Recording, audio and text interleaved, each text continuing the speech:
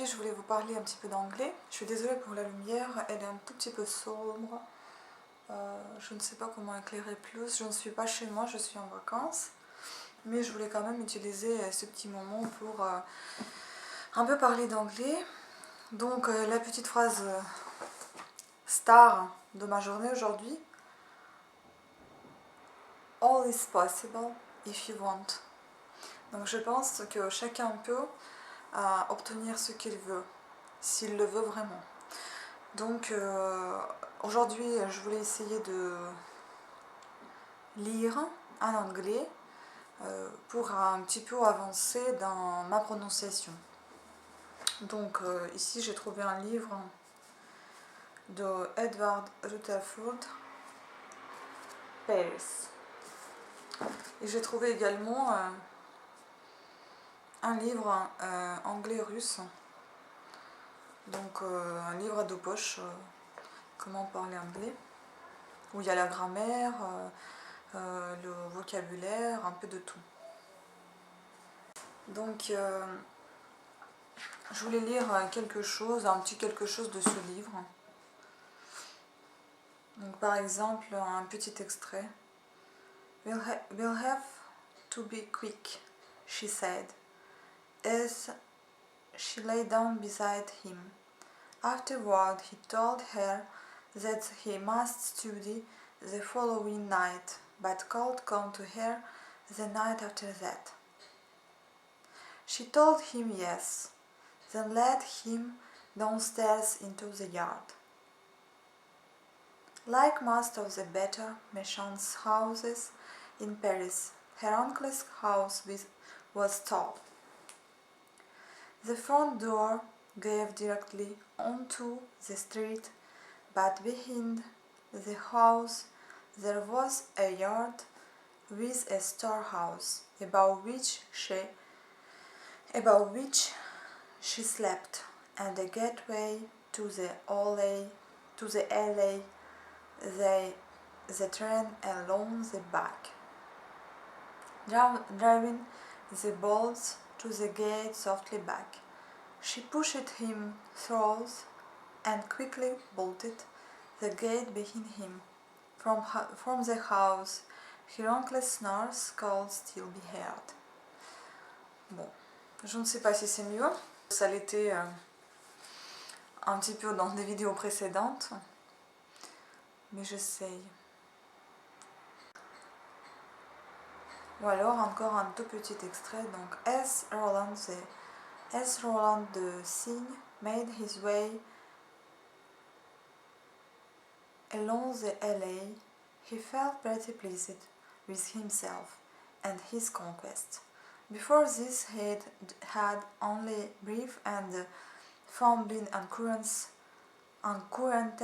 with farm girl and servant wenches.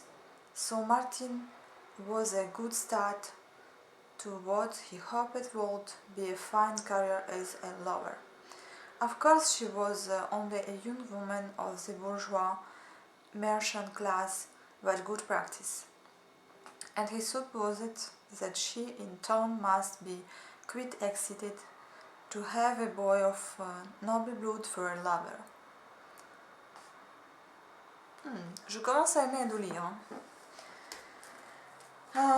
Donc ici, dans ce petit livre, moi j'ai vu les prépositions.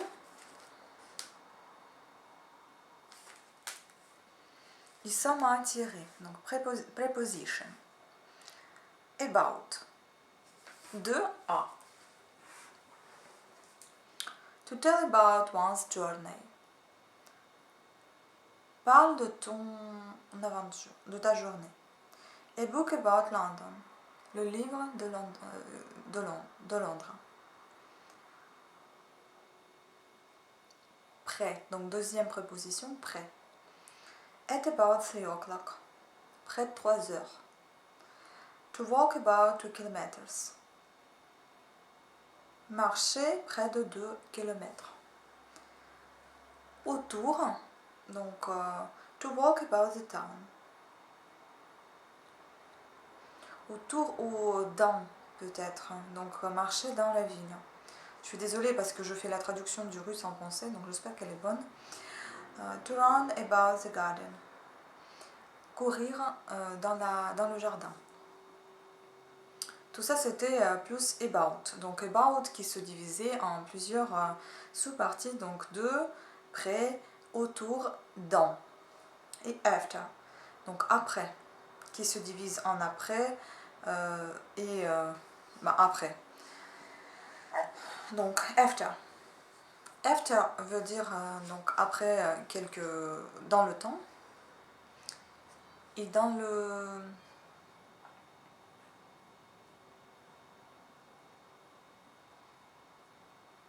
l'espace, dans le temps et dans l'espace. Donc after 8 o'clock, après 8 heures, ou after dinner, après le dîner, ou après le déjeuner. It's after midnight, il est déjà minuit, après minuit. Et alors après, donc dans l'espace, shut the door after you. Ferme la porte après toi.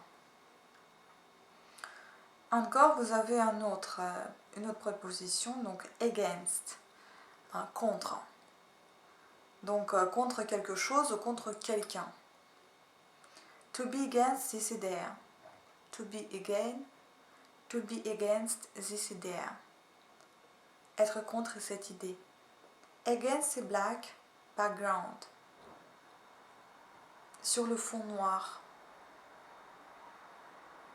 Donc une autre préposition, among. Donc entre, parmi. Donc among friends.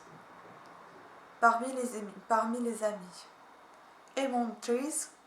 Entre les arbres. Préposition at, qui veut dire plutôt qui s'utilise dans le temps, horaire donc, at 10 o'clock, à 10 heures, at night,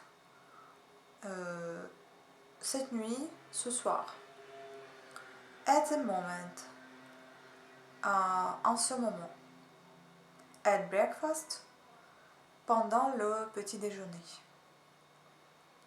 Et ça peut s'utiliser également dans le lieu, donc pour dire quelque chose sur le lieu. Donc at the window, près de la fenêtre, at home, à la maison.